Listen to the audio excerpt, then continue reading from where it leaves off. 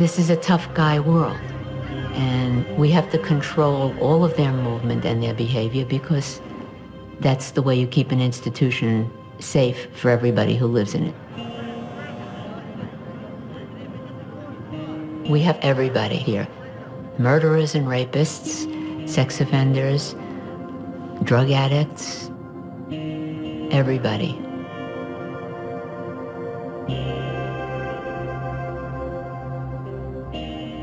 My name is Dennis. I'm 53 years old.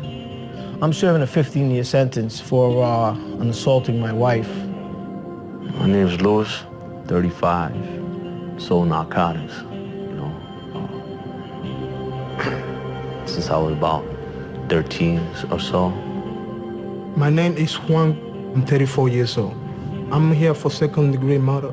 Yeah, sadly, it's my charge. My name is Salim. I'm 39, I'll be 40 soon, and I was given a life term. A lot of times what lands people in prison and what brings them back is a lack of good problem-solving skills and good communication skills. Lee approached us asking if he could do some work in here. Okay, sure. Yeah, we were challenged by our union, wanted to know how we could possibly bring an ex-offender in. I served 14 and a half years on a 25-year no parole sentence. Hello. Having served 14 years boosts his credibility. Boosts his credibility with inmates. How's your week been? Good. Yeah? ¿Cómo estás? Bien, bien? Yeah, hey. Welcome. When I got locked up, I really hit a wall of just seeing the craziness of my life path up until then and on the incredible selfish decisions I've been making. My son was 9 years old. He was going to grow up without his dad. And I was just so deeply full of remorse and regret that I just literally started practicing meditation like my hair was on fire. So I became extremely motivated to turn my life around. And so I was living the life of this prison monk. I was sourcing a meditation group twice a week in the chapel. I started receiving letters from prisoners while I was in prison.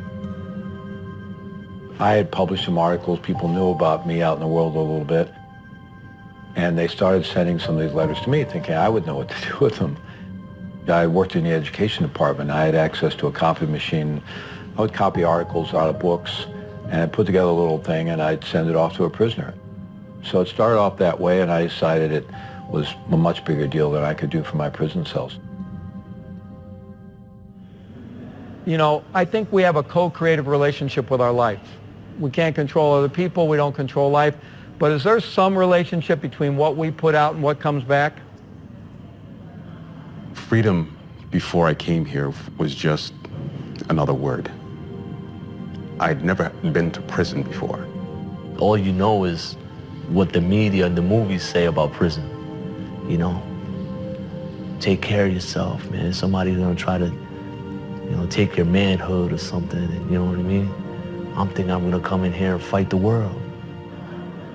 In a prison like Moran, there's a serious conflict waiting around any corner. It's an environment where people's worst behaviors are just right there, just under the surface. When I first came in, fought with officers, would beat up anyone, would do the unthinkable, just because. It's a vicious cycle because once you come to prison, your life just keeps tumbling, and it's like a never-ending wall that won't stop building unless you find some way to get over that wall, or at least in front of it. What circumstances did they have to survive on the street to bring them to where they are now? Do we want to save those lives, or do we want to discard them? The crimes I committed, I brought shame, to not only myself, but to those who I love, you know. So just really trying to do something, you know, to get out of that cycle.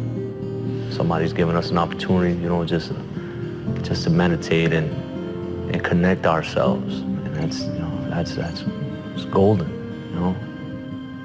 So sit up with that good posture. Just rest your hands on your legs. And just take a moment to just feel.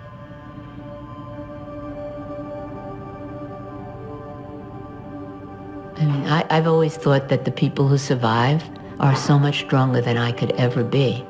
I asked Fleet how he survived and thrived the way he has. He credits meditation for having given him the strength to live his life in prison and come out not as much the worse for wear as most people do. I don't have a release date, so I can only go home when they decide I can. So I learned to live day by day, and that helped me to deal with prison. And I could only do that being in the moment, being in the now. It's like, if I don't like what's going on, what can I do to shift it? If I don't like the relationship I have with my boss or with one of the CEOs or something, could I approach that person in a different way? Can I get creative about what I'm doing to bring about a shift in the way things are? In other words, owning my own situation. So how do you resolve that? I take a breath, and then I step back. Really? They suddenly get that there's this whole thing there that they thought was who they are. That's the only reality they knew. Suddenly they get to step outside of that a little bit. You just see the lights go on. It's like this sudden illumination. It's like a mini enlightenment of sorts, you know, and that's very powerful. That's what keeps me coming in. The reality is I'm living life, and meditation, he just have brought a new perspective in the way that it gave me like a tool to really look inside myself and change in the way I am. People don't understand the value of what they call the soft stuff. And I sometimes think without the soft stuff, no matter how much hard stuff you have, you're bound to fail. You can live your life. You can be yourself. You can show others that this isn't a place to breed a better criminal. This could actually be a place to breed a better person. You're here because the way that you were didn't work. So why not be better? The people in prison are us. They're not monsters, and more importantly, whether we want them to or not, they're getting out. So do you want them to come out angrier and meaner and more dangerous than they were when they came in, or do you want to do whatever you can to change their behavior while they're here? We need people to see and experience prisoners stepping out of that culture and doing something transformative with their lives, and then people will start to have faith. People see people coming back to their community, and they realize these are human beings, and that human beings' lives have value and they're not expendable.